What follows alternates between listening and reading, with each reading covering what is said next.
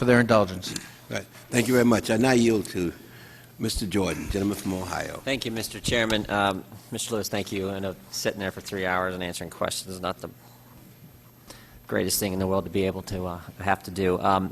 In my first round, I asked about whether you felt the government, in connection with the TARP program, exercise any excessive influence in day-to-day operations or undo it, and you said your answer was no. But I want to go back to, and I'm taking this from a May 13th Bloomberg news story, documents obtained by Judicial Watch relative to a meeting that you had with Mr. Paulson, Mr. Bernanke, Mr. Geithner, and Miss Baer. Did you and 8 other bank CEOs meet with those individuals here in Washington back in, looks like October 13th? Yes, sir, we did. Okay, and tell us what happened at that meeting, because what the documents indicate is that, you had, we had a lot of conversation, discussion about the threat that's been talked about here by just about everyone relative to the MAC clause. But it looks like that there was maybe threats here, or at least strong suggestions that you initially participate in the TARP program. So can you tell me about what took place at that meeting, and Sure. Walk me through it, that October 13th meeting? The 9 chief executives were called by Hank Paulson, or at least I was, and I. Let me interject if I could real quick. And you said earlier, I believe, too, and I forget which member's questions, that you initially you felt your bank, your board, and you felt your bank did not need any infusion of cash or TARP money from the government. Yeah. Is that right? Yes, sir, and it was coincident. What was that day? When did you make that decision as a bank? This obviously prior to the. Well, the first reaction that I had to the fact that we were being offered $15 billion was that we didn't need it. The prior week we had raised $10 billion in equity. Okay. and that it could have been, I'm speculating, but it could have been that that's why we were offered 15 and not 25 like some of the other big banks were. But as you mentioned, the people that were there, yep. They were on the other side of the table. There were 9 of us, the 9 bank CEOs, and each of those people spoke about the possibility of deterioration in the economy. Finally, and I think it was, it's a little gray with me, but I think it was Secretary Paulson then began to tell each bank what amount they should take. Were you required to sign a form at that meeting? Yes. What did the form say?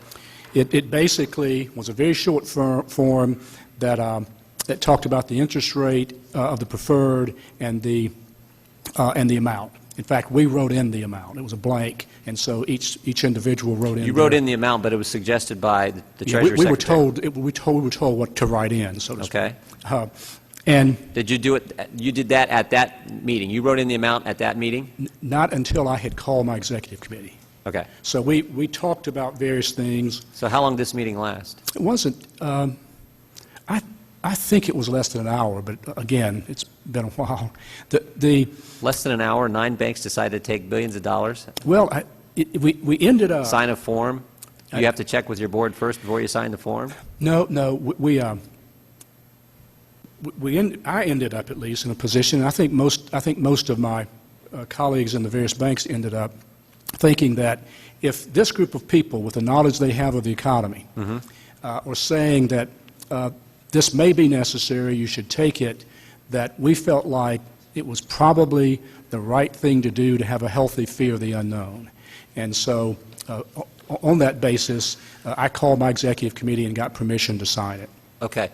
And did the events of that hour on that day in October, did that weigh on your mind, fast forward a few more months in December, when you were deciding or thinking about, I think your answer to me earlier was when you called Secretary Paulson and Mr. Bernanke and told them about the MAC clause, you said you were seriously considering. I think that was your answer to me earlier. Did the events of October, that meeting, that 1-hour meeting, where they put a form in front of you, said, you need to sign this, you need to write in the amount, you're going to participate in this program whether you like it or not. Did those events impact your decision in December when they said, we don't want you exercising this MAC clause? No, I didn't. I didn't bring them. I didn't correlate them or connect them in any way. I was never thinking about that in relation to the circumstances. Did you know, if I could, Mr. Chairman, when you walked in that meeting in October Request 13th, unanimous consent to give the gentleman another 2 minutes. Immediately. Without objection, so moved. I think the subcommittee chairman and the chairman, when you walked in that meeting on the 13th, did you know what it was about? Did you know it was going to be, they're going to ask us all to take TARP dollars? No, sir, I did not. You had no idea. What would you think? You thought it was about just the general concern of the economy. I didn't know, but What was the rumors on the street? I think that's a term you'd used earlier about some other information you'd gathered about Merrill Lynch. What were the rumors on the street amongst your colleagues and the other big lending institutions and banks around the country? It was a weekend. I think it was a Monday was a holiday or something, and so I didn't hear a lot of things that.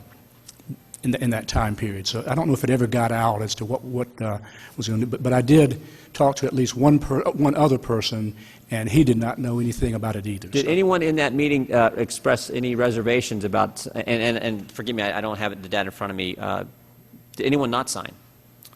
Not to my knowledge. I think Did anyone everybody signed. express reservations about not signing? One person expressed reservations, yes. Was that you? No, it was not I. Okay. Mr. Chairman, thank you for the time, and I do have to run to a 1 o'clock meeting. And I want to thank the witness for his patience and his thoughtful answers. Thank you very much. I now yield to the gentleman from Ohio again, this time Mr. Kucinich.